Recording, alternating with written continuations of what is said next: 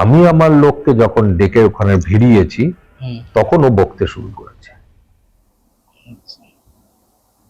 তোমার লোক তো তোমার কন্ট্রোলে। ও আমারই লোক, ওকে আমার কাজের জন্যই ডেকেছি। যখন ডেকে ওর উপরে চাপান ছেড়েছি, ওর উপরেই চাপিয়েছি চাপ ওর উপরে, তখন ও বকা শুরু করেছে যে আমাকে পাঠিয়েছে, আমি কি করবো, আমাকে ছাড়ো। তোমার লোক শক্তিশালী ছিল অবভিয়াসলি, কারণ তারা নিত্য পূজা পাঠ পায়, তাদের শক্তি বৃদ্ধি পায়। কিন্তু জানো তো, আত্মার নিত্য পূজা পাঠ হলে আত্মার শক্তি বৃদ্ধি পায়, তার শক্তি সঞ্চয় হয়। আমি জানি যে তার শক্তি যে বৃদ্ধি পায়, যে নেগেটিভটা, ওই যে বললে যে মন্দিরের উপরটা নেগেটিভ, তার উপরে অশ্বত্থ গাছ হলে আরো নেগেটিভ হয়ে যায়।